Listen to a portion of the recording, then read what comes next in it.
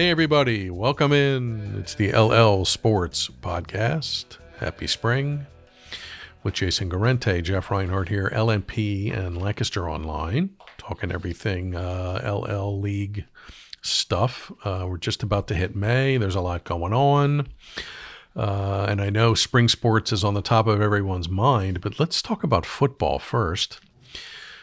Jason, NFL draft has come and gone.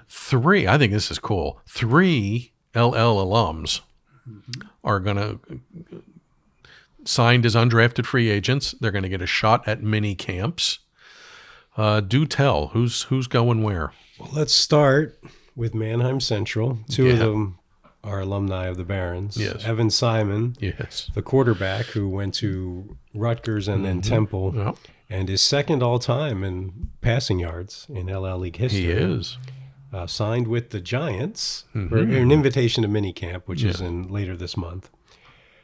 And what's interesting about it is Matt Nagy is the offensive coordinator. Yes. And he's also obviously a Central alum. So I wonder if there was a role in that, if Nagy vouched for Simon or has followed him more closely than the typical He probably has. quarterback because they're, the same high school. And so they're two of the greatest to ever play for Central, and they will be reunited at least for the minicamp. And who knows? You got to crack the top 3 quarterbacks on the depth chart to make the roster. Pretty much, yeah.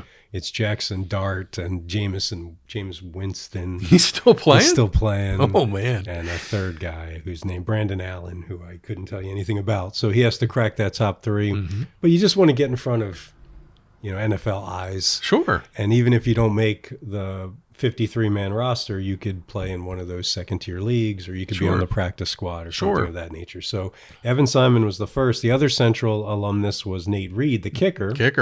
Who finished at Delaware and was a great soccer player. And then Dave Hahn made him a kicker during high school, and he was excellent at kicking. And he's trained with Taylor Bertolette, who's an Exeter grad who also kicked in the NFL. So he got an invitation to the Las Vegas Raiders. So, kicking, it's incredibly hard to get a job because there's only 30 of them. Oh, yeah. And if you're great, you never lose your job. So he's going to have to find a spot where they get stuck and they need somebody and he can fill in. But again, he has to be in camp. He needs to be in preseason games just so people can see what he can do, under the lights. Surely.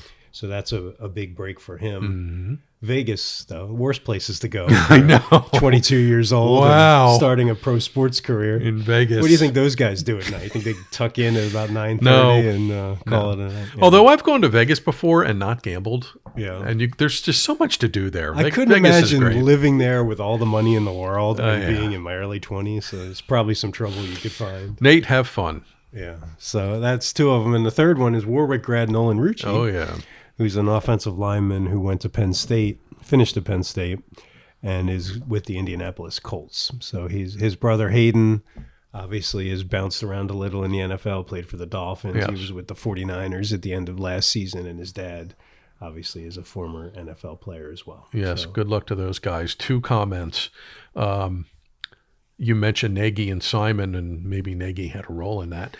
Every time I talk to Matt Nagy, he asked me about the LL. Like he'll say, "How's Cedar Crest doing? Is Mark Evans still the coach at Township?" And I'm like, "You're Matt Nagy. Go coach the Bears, Matt.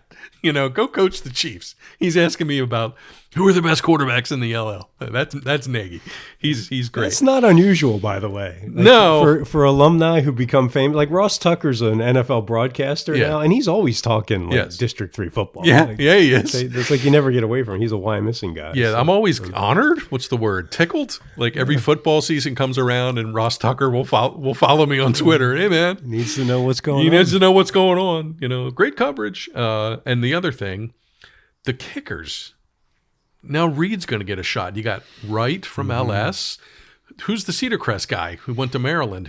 Chad Ryland. He's in the NFL. Yeah. And I'm probably missing somebody. You mentioned Bertolette's an Exeter guy. Yeah, there have been several of them. Several LL links kicking right now professionally. So I think that's pretty cool. And we've talked about it in high school. Kicking has never been better. It used to be like extra points. Afterthought. Now it's automatic. And, 35, 40-yard field goals are pretty routine. And every good team has a good kicker. It's like the coach has to find one now. You can't get by. They raid soccer practice, basically. But kicking has become, wow.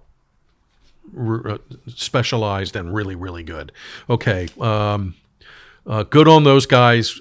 Fingers crossed. We know those guys really well. We've covered all three of them a lot.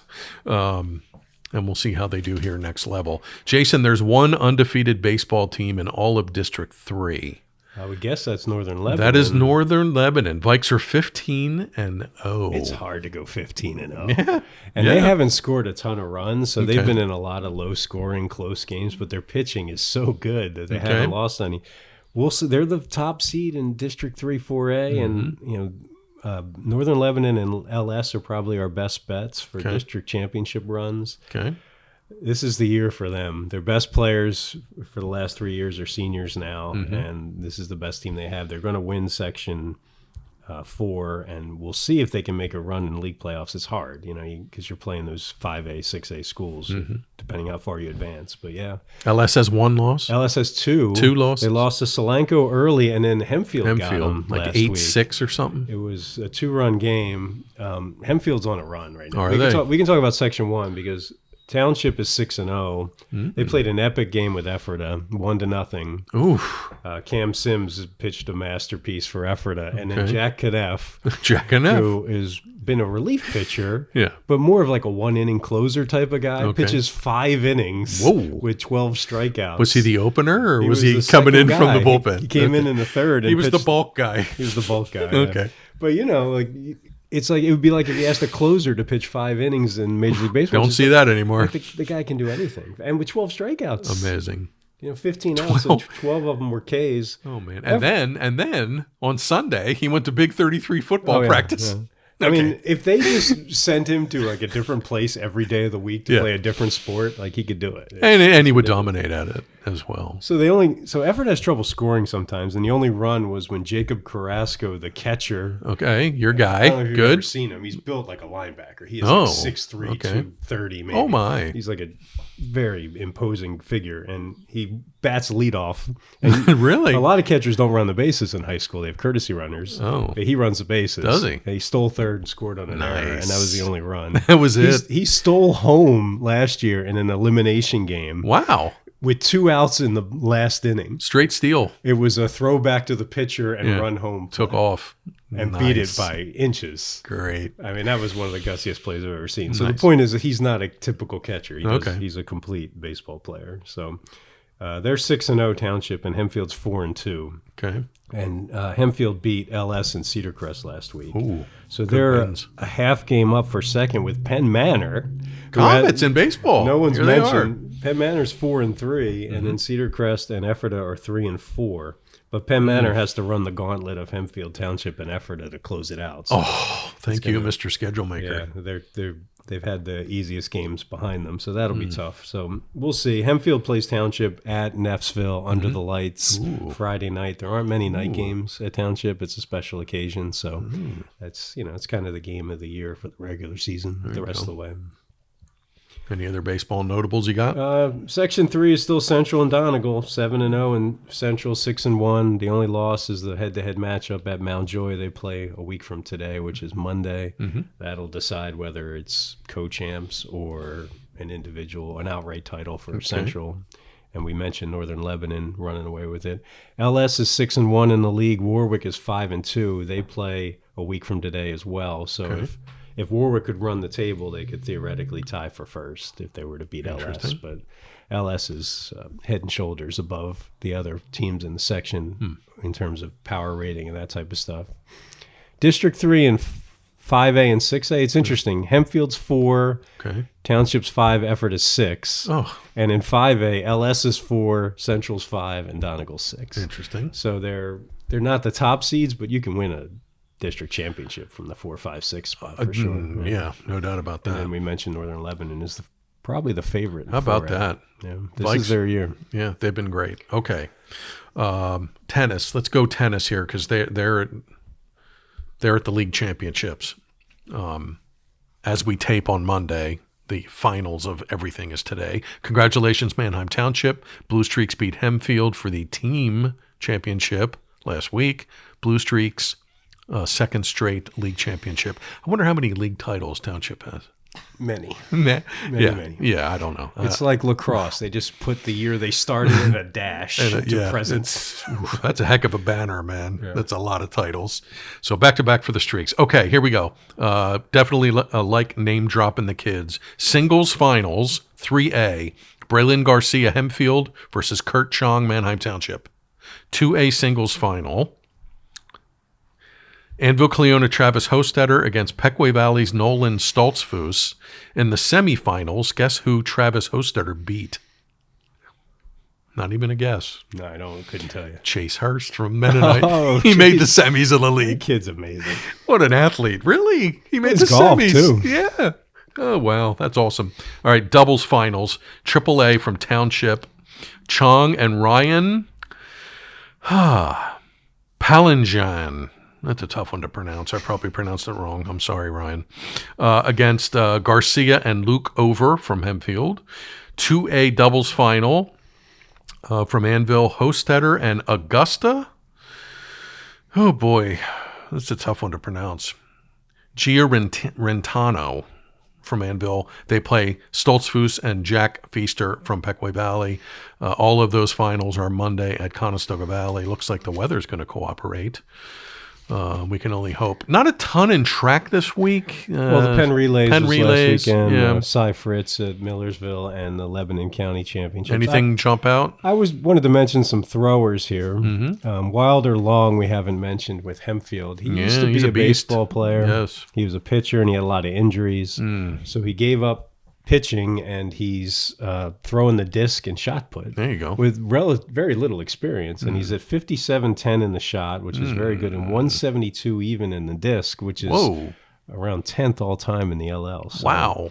You get in the 170s in the disc, that's pretty good. Big number. So he's the top seed in the LL so far in those two events.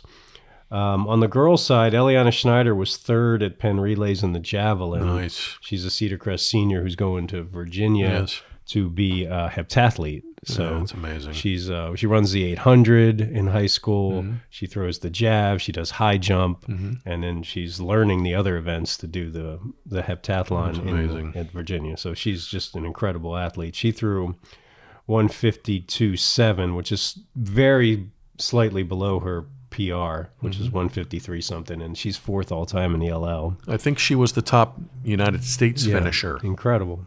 At Penn Relays, which is pretty amazing. And she's one of those, if she just did the jav, she could probably add a few feet to that or more, but she does so many events. So many other things. Yeah, she's probably winded until she gets over to that and event. She's also helping her team, which is, she's trying to win team section points. Title and the league title and that sort of thing. So, and the other thrower is Sophia Rivera, who's the defending champ in PIAA 3A for the shot and discus. She hit 47 in the shot put, which is a PR, and that's third all time. 47 is, you get over 45 and you start to get into rare territory. And her discus best for this year is 148.1, but she threw 155.9 last season. She's third all time in the disc too. So she's one of the top in two events in league history. Amazing, and the good stuff is coming quickly. It's almost May. It's, league. It goes leagues, district states. Which bang, bang, bang. It happens in the span of 16 days or something like that, and 2 trips to ship, and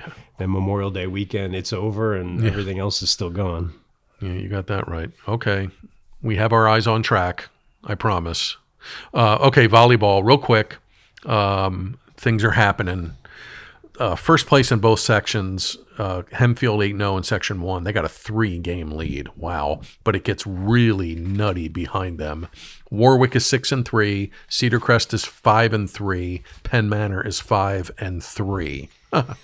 So there's a 3-way tie for second place in the loss column. Warwick, Crest, and Penn Manor all get Hempfield one more time. But Black Knight's driver's seat, they can actually clinch the section title outright this week. Conestoga Valley continues to be a huge story here in volleyball. Bucks are 10-0, 2-game lead in Section 2. Cocalico 8-2, Manheim Central 8-2. Last week, Cocalico beat Manheim Central. They got their signature win. Led 2-0. Barons came back 2-2. Cocalico wins 15-13 in the fifth. Wow. Wow was right. Central and I'm not busting on the Barons here. I'm just going to report a fact. Central had the 42 match winning streak in the LL. They're 2-4 in their last 6. Wow. So happens. Well, they lost 4 of their 6 starters, right, from last year's team. Yeah, it's hard to rebuild. Yeah. They had that great start, and you were all excited. But yes. Yeah, it seems like they've lost a step. Yeah. I still think they'll be okay. They're done with Cocalico. They split. Cocalico and Manheim Central both have to play CV again. Manheim Central at Conestoga Valley on Thursday. Circle that one. Let's talk softball quick. Undefeated leaders across the board. Warwick 7-0, 2-game lead in Section 1. Solanco 7-0, 1-game lead over E-Town in Section 2. E-Town at Solanco May 4th. Northern Lebanon. They're dominating on the diamond here this spring. Northern Lebanon's winning everything. 7-0, 2-game lead in Section 3. Lancaster Catholic 5-0, 2-game lead in Section 4. Kara Rourke 9-0 in the circle with 104 strikeouts. She gets like 10 plus Ks a game. That's pretty good. And she is not a big kid. She might be 5 feet tall. But she's smart, and she's a student of the craft, and just turned out. She's going to Shippensburg, I believe. It's turned out to be a great. That sounds right. Pitcher. I think Chloe Wilkinson from E-Town is also going with her. They're really good friends. They're tight. Should we rattle through lacrosse? Yeah, we can. There was a big game in girls' side in Section 2. Cocalico beat LS 12-8. They're now tied. Which forged a first-place tie, and LS had won the first meeting, so they've split now, and they each have 1 loss, and it's against each other. Yep. Warwick's still lurking. They're 6-2 in the league, so that's a potential tiebreaker situation for the playoffs. Yes. Malia Van Zandt had 3 goals, and Kendall Bowers had 3 goals in that game against LS. Van Zandt's coming back from a torn ACL at the end of last season. That's it had to be a great moment for her. You know, she had a long way back. So they're finished. They've played each other twice. Cocalico is at Warwick on Wednesday, and LS is at Warwick Monday the 4th, a week from today. So those 2 games will likely determine the order at the top of Section 2. Yeah, Warriors will have a say in this. Yeah. Both games at home for them. Sophia Lebrec, LS, 56 goals, 29 assists. Incredible. They put up ridiculous scoring stats, LS. Yeah, they lead the league in goals, I think, like 180 plus or something crazy. Oof. And Section 1, it's Township 7-0, Hempfield 6-1. I wanted to mention Addie Lawrence. She's a captain for Township and a senior. She has 25 goals, 13 assists. She's one of their unsung heroes that we haven't given a whole lot of attention to, but she's vital to the success that they've had. We mentioned, we talk about this a lot, Township playing that really good non-league. Here's why. Last 3 games for Township. Saw the scores. Yeah, 20-2, 20-1, and 21-0. Yeah. It makes you it gives you bad habits to play in blowouts like that. You have to really fight complacency and to keep like on a razor's edge. You know, that's why they do all that non-league stuff. They don't care if they're 500 after 10 games Probably or not. whatever. It doesn't matter. 61-3 in their last 3 league matches. Wow-wee. Lexi Kaufman, 51 goals for Township. Township at Hempfield on May 6th. That'll be for the section, either for a tie or an outright. Bryce Calabretta from Hempfield, again, another kid who came back from a knee, 38 goals, 11 assists. She's an unbelievable athlete. Boys side, anything jump at you? Well, it's Lax. Township and Penn Manor in Section 1, 7-0 for Township, 6-1 for Penn Manor. Penn Manor actually suffered its second loss to LS. In a crossover. It doesn't count in the league standings, but that shows you that LS is at least potentially could win a semifinal game depending how it falls. So you got LS and Warwick battling it out for the Section 2 title. They each have 1 loss in league play, and they play at Lampeter on Monday the 4th. Monday the 4th is going to be a crazy day of great games in all different sports. It seems like every big game in baseball, softball, and even lacrosse, a lot of them are going to be played on that day. So Cole Breckenmaker has 32 goals for Warwick. Gavin Sturgis, who was like a 5th starter / first man off the bench for the basketball team, he has 13 goals, 16 assists. So Warwick's having a great year in lacrosse, both boys and girls. Penn Manor at Manheim Township is actually Monday as we tape. Yeah, so that's a huge match. You mentioned last week about Township and their defense. Township's given up the fewest goals in the league. Blue Streaks are giving up 5.3 goals per game. Yeah. A lot of that's possession. They just have the ball so much that they don't give up much. Yeah, and they only have one loss overall, and I don't know who that was to, because I know they beat Penn Manor in league. They must have lost some crazy non-league game to some District 1 team. I have no idea, but yeah, good stuff. Okay, I think we hit all the sports.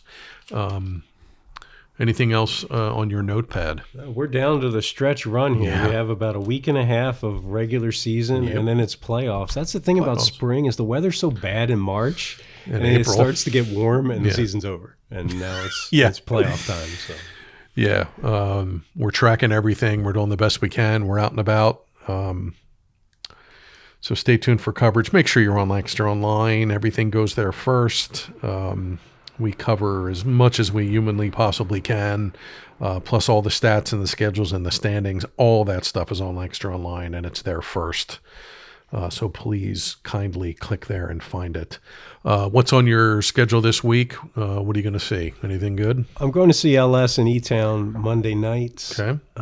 Just because I haven't had a chance to see LS. There were a couple of times I was supposed to go see them, and other things came up. So, and then Friday I'll be at the Township Hempfield Under game the lights at Neffsville.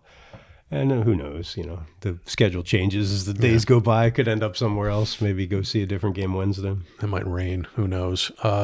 Tuesday volleyball, going to do something a little different. I won't spoil the person, but I'm doing a feature. I've been doing a lot of features with the volleyball this year. You guys have probably noticed that our deadline has changed. So we're writing a little different. We're still out and about. But we're writing things a little differently right now. So I've done a lot of feature-y stuff with the volleyball this spring. So I'm working on a McCaskey volleyball feature on Tuesday. Thursday is the Central CV big match. So I'll be at that. We'll see if the Bucks can inch towards a section title. Also on my plate is a rugby story and a District 3 story. Be on the lookout for that. Do you have any other things? CV's had a pretty good boys sports season, huh? Think about it. Football won the section title. Yep. Basketball won a section title. Volleyball's going to win the section title. Volleyball is a different sport that they haven't been real successill in the last few years. No, they've been competitive, but they haven't made districts in quite a few years, and they haven't won a section title since like pre-COVID. It's been a while. So, and they're in the driver's seat. They're up 2. We'll see how they handle a hungry Manheim Central team on Thursday night. So, okay, that's a wrap. Enjoy the coverage, enjoy the sports, get outside. The weather's getting nicer. Jason, we good? We're good. We're good. Okay, thanks for tuning in. It's the LL Sports Podcast. For Jason Guarente, Jeff Reinhart here, LNP and Lancaster Online. Thank you, Tyler. And we will talk to you guys next week. Thanks.